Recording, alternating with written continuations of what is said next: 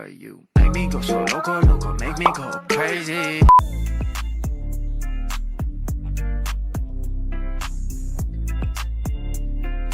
This story time is kind of in the realm of my DL story time. Guys, we're basically gonna be talking about how I catfished a dude in high school. And I know that sounds wrong, like right off the bat. You're like, catfished? Like who, why? Messy. I'm not gonna sit here and make excuses for what I did because, child, I was dumb in high school, okay? I think a lot of us, I'm not even gonna say a lot of us do that. I was stupid in high school, I made mistakes, and I ended up catfishing a dude. Why am I not a cunt? You're the cunt! You're the fucking cunt, bitch! I'm not gonna out this person. I'm not going to drag this out and make it a big thing because honestly, it's happened a few years ago at this point. It's just kind of like an entertainment story for me. So we're gonna give this guy a name. We're gonna call this guy Trey. So Trey was, I would say he was pretty well known in the high school. He was in the same grade as me. And I went to a very small charter school, you guys. So it was very much giving nothing.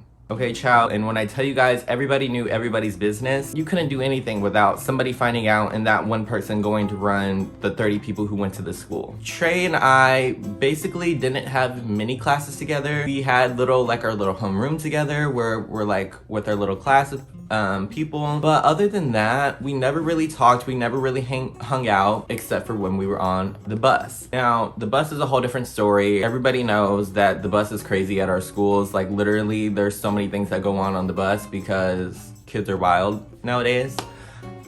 I sat towards the back where Trey sat, and we never really talked unless like there was a little group conversation going on. We were kind of more mutual friends at the start, right? It wasn't on that playing field. And if you guys don't know this, like the first couple years of me going to this school, I wasn't very popular. So like I already had this like built up nervousness, and because I knew I was gay and I didn't know how to express that yet, it was really hard for me to go out and like make straight friends, make girlfriends. Once I did start getting comfortable, I started talking to friends of Trey and you know, slightly here and there have our little conversations. Nothing much. We weren't friends, you know. I eventually made a little statement around the school saying that I was gay, this is who I was. And a lot of the straight dudes that fronted with me and wanted to be my friend, a lot of them were still cool. Some of them talked behind my back when I made my little statement. And unfortunately, Trey was one of those people. We were on the bus one day. Trey was so cool. He was like, oh yeah, like gay people this, gay people that, they're so cool.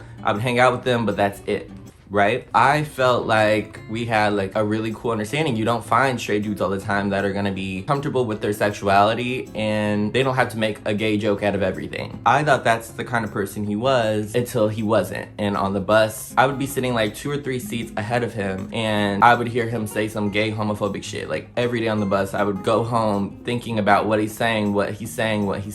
I got really tired and for some reason really angry at the fact that like he acted like cool around me, but then the second my back is turned, like he has to go and shit on everything I kind of stood for at that point, like all the gay people and everything. Like what's the point of doing that? Like where does that get you? And he would say it knowing that I'm sitting there. The dark person that I was back then, that I am not now, wanted to, you know, get in there and get revenge, because the knowledge I have now is that the people who are the ones in school that are like, oh man, I got the biggest dick, the ones who try to be overly homophobic are usually the ones that are deal on the low. And I know that now because, I mean, we've seen it. I created a fake Snapchat under a different name. I made a chick up and I downloaded pictures from Google. And now you would be thinking that Trey's smart enough to know that once someone sends something from camera roll, you know that bitch is fake. And if their snap score is like 2, you know they're fake. But for some reason he didn't care. He was just all along for the ride. And we messaged each other for, I would say, a week, maybe a week and a half. And he never caught on. And I was making slight little slip ups saying that I knew somebody that went to our school, and he never found out. And he started becoming a fucking hornball, you guys. Like he would start sending me his dick pics. He would start sending me him, you know, jerking the fuck off and like getting off. And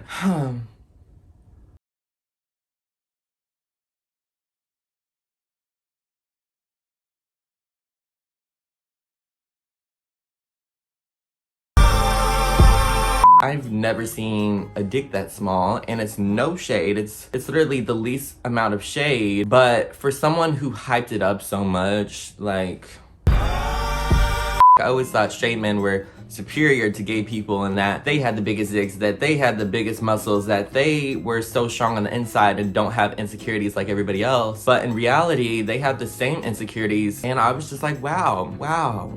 I stopped and I was like, well, I'm not gonna expose this person just because, you know, they're homophobic, but it's good to know that they have a small dick. That's great knowledge. And so my stupid ass told one of my friends, and that friend told a little group of friends, and we all were kind of just like laughing about a small dick. And then it spread around the school, and then I was just like, what the fuck? So I know he was mad, and I remember getting on the bus that day, and he was so mad. He was like, I know whoever's on this bus know who I'm talking about. Like, boy, calm down. Put your dick back in your pants, because we know it's not doing nothing, okay? Many people said he saw me out like at the store or something, and he wanted to fight me, but he never approached me. And then we even saw each other at a party like a few months ago, and it's crazy to me. It has to be crazy to you guys too, right? Because it's just like, he didn't really care that much. I mean, if my dick was being sent freely around, but I was stupid enough to send it to someone like that, I really couldn't give a damn either, because at the end of the day, that's on you. And I already took, you know, like, full responsibility of me being a stupid fucking teenager in the moment. But I didn't send anything from me. And the whole thing is like, I'm so tired, and I hope anybody who's watching this that's like in the same situation as me, if you're at high school and you're dealing with somebody homophobic and somebody that literally feels like they have power over you just because of the circumstances, literally fuck them. You're literally the most confident person you can be, and nobody can tell you shit about it. No ma'am. Half of the time these people are insecure just like we are. And I think that's the biggest message I want to convey through my story times is like, confidence is what you make it. You literally can design yourself from top to fucking bottom and make yourself who you want to be. Like, you don't have to hide at the sight of a straight man. Like, fuck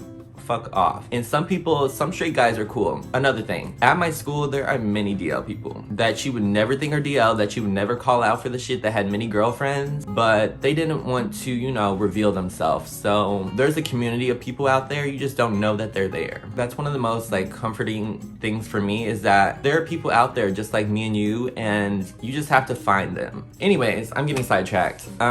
Yes, Trey never did anything to me. He never confronted me on the shit. The moral is, you know, I was in the wrong for catfishing a dude, but at the same time, it opened my mind to so many other things about, you know, being gay, being straight, and like the two worlds and why they don't really mix so well.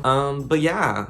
How are y'all feeling about this story time? All right, guys, so thank you so much for watching the story time. I know it was a blast. I know you had a great ass time. Don't even lie, honey. But please make sure you give this video a big thumbs up, subscribe to the channel, and I will see you guys on the next video. Bye.